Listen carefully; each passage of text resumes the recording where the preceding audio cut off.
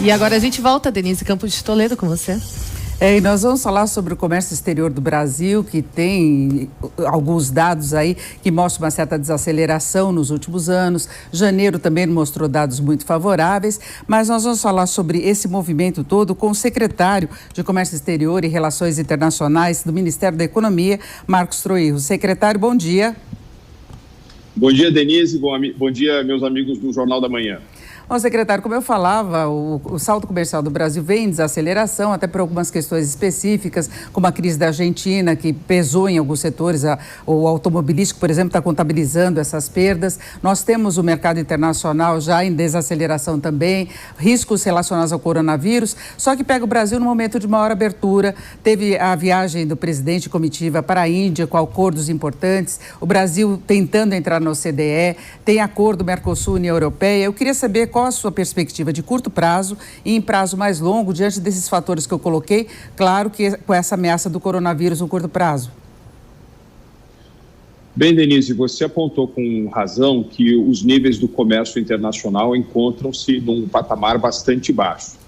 Aliás, desde 2015, o comércio internacional cresce numa progressão menor do que a do produto interno bruto mundial. Isso é o fruto de uma maior atmosfera de protecionismo, de maiores restrições ao fluxo internacional de mercadorias e serviços.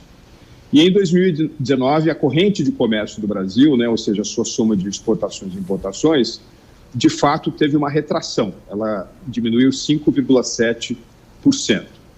Se você pegar as 20 maiores economias do mundo, as chamadas economias do G20, 10 países tiveram uma retração maior do que a do Brasil, ou seja, nós estamos mais ou menos na média de contração das 20 maiores economias do mundo. Agora, por outro lado, a nossa balança comercial dos últimos 12 meses continua superavitária. Aliás, o Brasil fechou janeiro de 2020 com o 10º maior superávit comercial do mundo. Existem mais ou menos 200 países, Então, nós temos o 10º maior superávit comercial do mundo, temos o 7º maior superávit comercial do mundo, dentre as economias do G20. Agora, é claro, muitos dos nossos principais parceiros econômicos passam por desafios conjunturais e estruturais. Você identificou também com correção de que no ano passado, talvez, a principal razão das nossas exportações terem caído não foram necessariamente aquelas relacionadas à chamada guerra comercial entre as principais superpotências econômicas, mas sim o declínio dramático da capacidade de compra da Argentina como próprio reflexo da situação econômica daquele país. As nossas remessas de soja para a China também foram impactadas pela enfermidade, chamada peste suína, que acometeu o rebanho de porcos daquele país. Praticamente metade dos animais morreram. Então, enfim, há esses temas conjunturais. Agora, é verdade também, Denise, que aqueles países que apostaram no comércio internacional como uma alavanca fundamental do seu crescimento, ao longo do tempo, se dão melhor do ponto de vista do seu desempenho do que aqueles que ficam fechados. Houve vários momentos de dificuldade no comércio internacional nesses últimos 70 anos, e ainda assim, aqueles que perseveraram na linha de uma maior integração com a economia global foram aqueles que tiveram uma multiplicação muito pronunciada do seu produto interno bruto. É isso que nós estamos fazendo. Estamos integrando a economia do Brasil à economia mundial. Uma das razões pelas quais também nós perdemos tanta competitividade no nosso setor manufatureiro foi o fechamento. Nós tivemos dificuldade de importar tecnologias e insumos que poderiam, mais uma vez, fazer com que o produto brasileiro ganhasse mais mercados internacionais. Ficamos muito distantes das chamadas cadeias globais de valor. Nós estamos trabalhando para estruturalmente reverter isso e, claro, com bastante olho na administração cotidiana do nosso comércio exterior. Agora, secretário, em relação a todos os acordos que o Brasil tem feito, eu citei a viagem à Índia, qual que o senhor acha que é mais promissor no sentido de ampliar as exportações do Brasil e principalmente de manufaturados, que a gente percebe que tem uma participação muito pequena na balança comercial brasileira, o Brasil precisa ampliar as exportações da área industrial, a própria abertura pode induzir a indústria a investir mais. Agora, em termos de perspectiva, o Brasil pode se lançar com uma força maior nessa área? Veja, Denise, eu acho que o mercado indiano, onde nós tivemos recentemente, liderados pelo presidente Bolsonaro, que com sua visão reconheceu muito claramente a importância de atribuir um caráter prioritário ao nosso intercâmbio comercial com a Índia, pode ser exemplificado para os anos futuros um pouco com o exemplo daquilo que aconteceu na corrente comercial entre o Brasil e a China. Em 2001, por exemplo, que é o ano em que a China entra na Organização Mundial do Comércio, o comércio Brasil-China era de $1 bilhão por ano. Hoje o comércio Brasil-China é de $1 bilhão a cada 80 horas. É um comércio que tem mais de $100 bilhões de corrente. O nosso atual nível de comércio com a Índia é de apenas $7 bilhões. Então, o teto pode ser levantado bastante. A renda per capita na Índia hoje é cerca de 25%, não é um quarto da renda per capita chinesa. Então, apenas em termos proporcionais, o comércio Brasil-Índia deveria estar em cerca de $25 bilhões e não os poucos 7 bilhões onde ele se encontra hoje.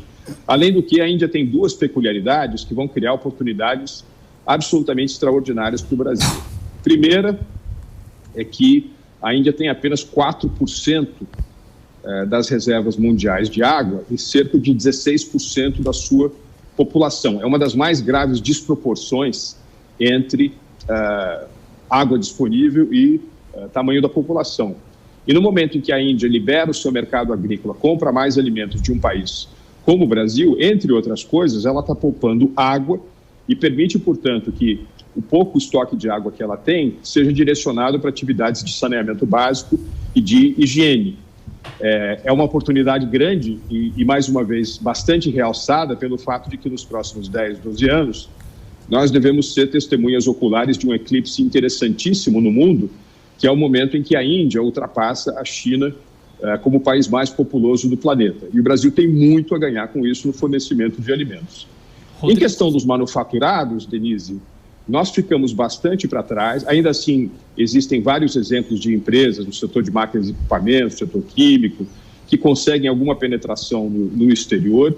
Esse terá de ser um efeito gradual e muito aliado também a outra dinâmica, né, de reformas estruturais que vão aumentando a competitividade brasileira. O custo do crédito está caindo, as taxas de juros estão caindo, o câmbio encontra-se num momento bastante competitivo, vem aí a reforma tributária, ou seja, nós estamos colocando juntos, né, os elementos para que o Brasil possa passar por um processo de reindustrialização e, mais uma vez, fundamental que isso não ocorra de acordo com os antigos objetivos, né, de substituição de importações, de uma economia fechada. Pelo contrário, um país que importa mais, mas exporta mais também no setor de manufaturas. Para a gente fechar, Rodrigo Constantino.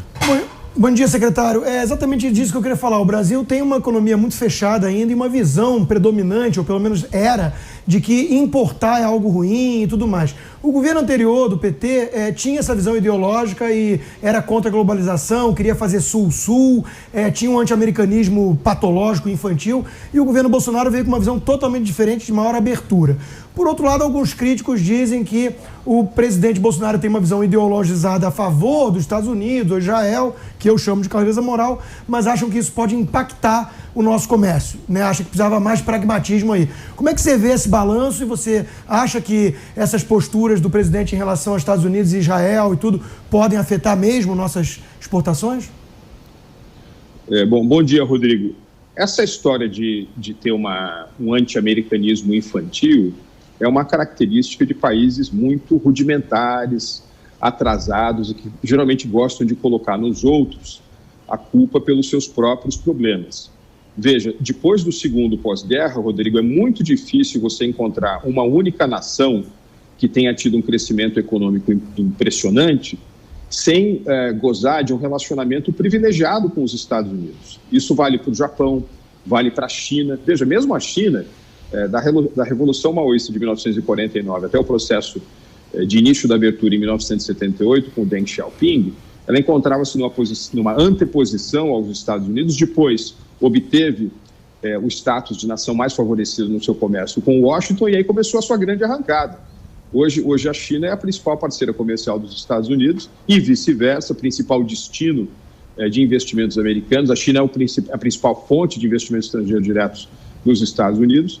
Então, você ficar, digamos assim, numa posição principista, né, de contrária aos Estados Unidos, não é producente para o Brasil. O presidente Bolsonaro percebeu isso com bastante clareza. Nós estamos indo atrás do tempo perdido nas relações com os Estados Unidos. Frutos muito concretos já estão aparecendo, como é o caso do processo de acessão do Brasil à Organização para a Cooperação e Desenvolvimento Econômico, a OCDE, que vai mudar, vai ser um antes e depois para a economia brasileira, em termos de reforço institucional, em termos de acesso a fontes de liquidez, sobretudo para projetos de infraestrutura que não estavam disponíveis para o Brasil, na participação de novos acordos internacionais muito mais sofisticados do que aqueles que apenas negociam tarifas. Ou seja, pelo contrário, a nossa parceria estratégica com os Estados Unidos é algo que reforça a presença do Brasil no mundo e nos coloca num outro patamar para o relacionamento mesmo com outros parceiros, como é o caso da Europa, do Sudeste Asiático e tanto mais. Denise. Secretário Marcos Troillo, eu agradeço muito sua participação aqui no Jornal da Manhã. Um ótimo dia. Obrigado, Denise. Obrigado, pessoal. Bom, e fica o registro agora do dólar testando novos patamares logo na abertura, sobe 0,32% e a cotação de venda do comercial bate nos 4,30. Acompanha a alta do dólar no exterior também, a preocupação geral com o coronavírus, bolsas parcialmente em queda no exterior e aqui no Brasil ainda há saída de recursos. Então é isso, dólar bate agora nos R$ 4,30 no comercial.